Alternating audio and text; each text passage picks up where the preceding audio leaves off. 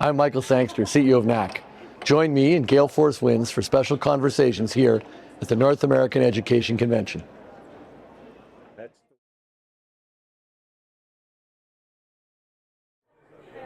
Well, I'm Alan Dale from Gale Force Winds. I want to tell you, I'm having a wonderful day 2 at the North American Career Education Convention.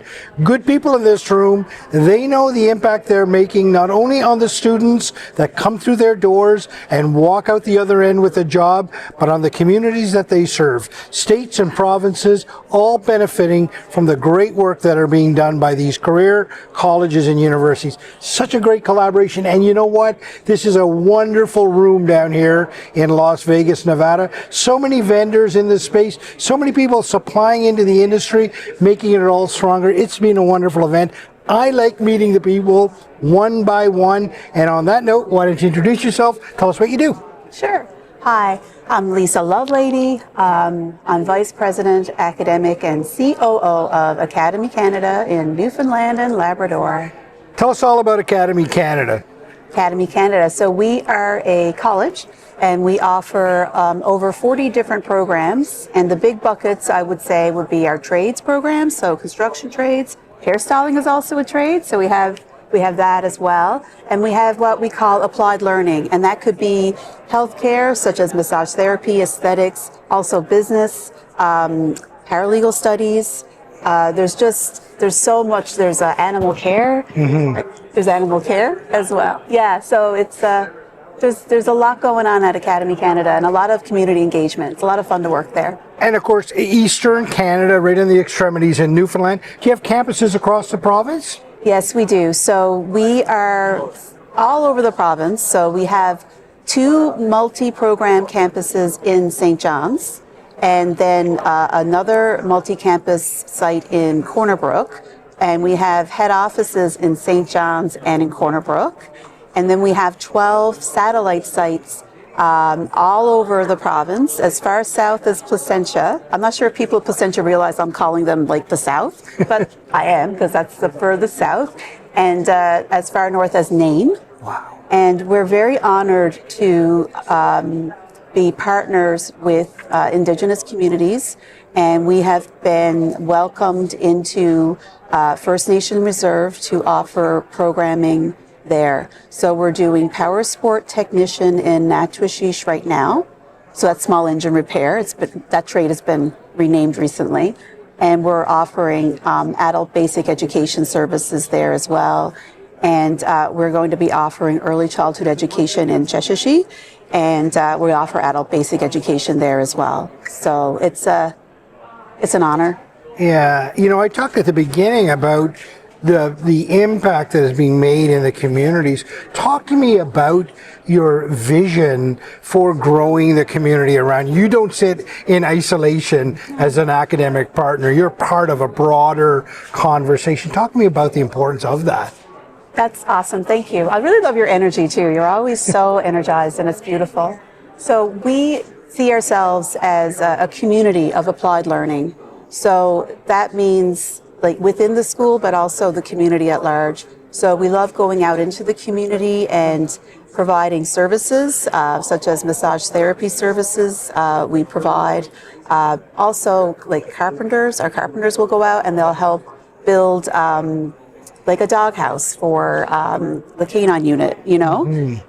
It's really interesting to get out and do the real world work right now, like while they're still learning.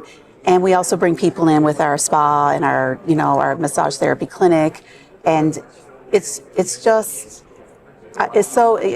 lot of joy. Mm-hmm. Yeah, like I feel so fortunate to work somewhere where we're setting the stage for others to do well, and they are doing well. So we're their cheerleaders. Yeah, I'm fortunate. I'm very fortunate.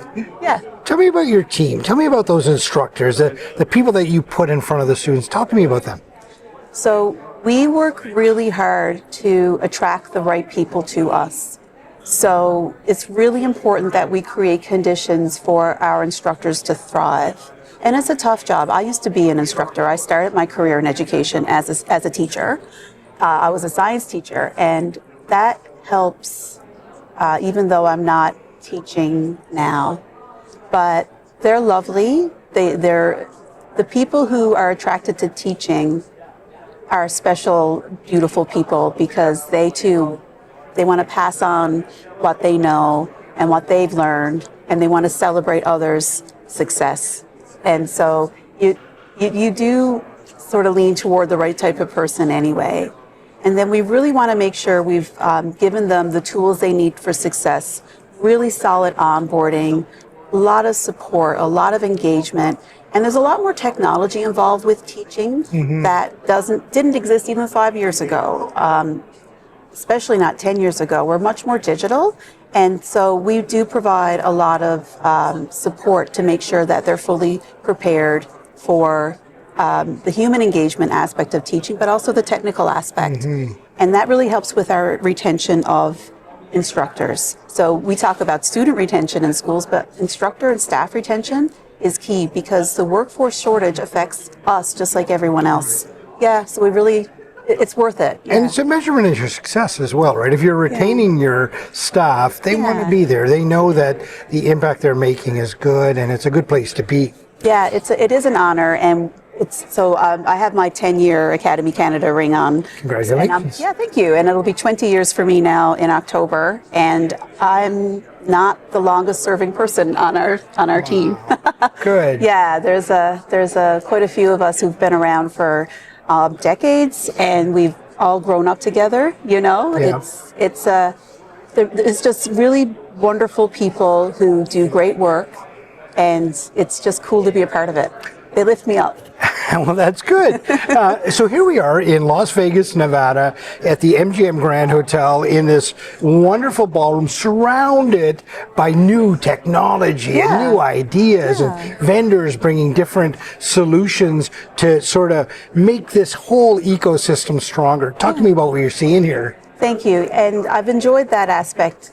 Going to an international conference, it gives you an opportunity to see how other providers, how other vendors, how other schools are doing things.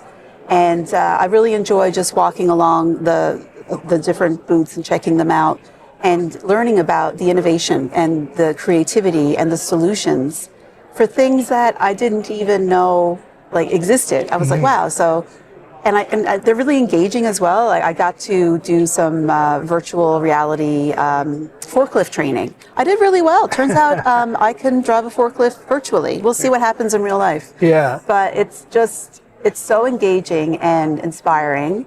And I find that really helpful just to think, maybe there's more efficient ways to do, I like it when we can use technology one of my team members said, I like using tech to do the stuff that I don't like doing, so I can really go hard and focus on what I do like doing. Yeah. So it's beautiful. I want people to have the time freed up so that they can, that helps you think creatively and have a higher perspective because you're not in the weeds all the time because tech is helping take that away. Yeah. So that's how I see the intersection of technology and the human connection. Yeah, we need both.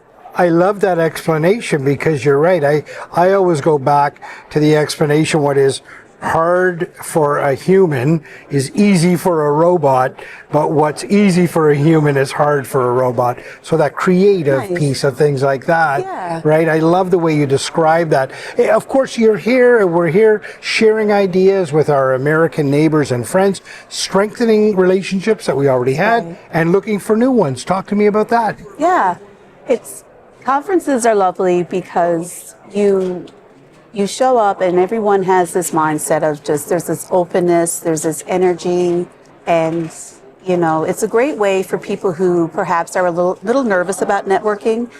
This is where it's okay to say, hi, my name is, and just people will talk to you. Everyone's so friendly and kind. It's a collaborative space here, isn't it? And many of the opportunities and many of the challenges that we have in Canada are the same in the United States as it relates to this career education. There are some common challenges, and then the differences are interesting as well. So obviously, there's different regulatory requirements, and the vendors' solutions are very much attuned to that. So some of them I know, unless we wanted to do a joint venture in the U.S. someday. Like that's not yet for me, you know. Yeah. But it's still interesting to note how things are done in a different country. You learn so much that way. Right. Yeah. So I'm really glad I came. These sort of international collaborations, they bring a lot of exposure to different perspectives and new ideas. That's refreshing for me. Yeah. Yeah. It broadens our horizon, Yeah. and in the part of the world that you come from, horizons are beautiful. We got it. We got a long, You got it all. long horizon. And you know what? Here as well, I was fortunate enough to take some time off before the conference, and I was out in the desert climbing at Red Rock Canyon. Wow. And it was absolutely incredible. Like the mornings here, the temperature is comfortable. It's not too hot. And being out in nature in Vegas is incredible. Yeah. I encourage you to try it if you haven't yet. You don't have to climb the rocks, but there's trails. An absolute pleasure to be in conversation with you once again. You're doing amazing things. You're strengthening the communities in Newfoundland and Labrador through education. You're really making a big impact. And all of this stuff doesn't happen without solid leadership, so thank you. Oh, thank you so much. You're very kind. Thank you for watching Gale Force Wins from Las Vegas. Check out NACC.ca and career.org to learn more about NACC and CECU.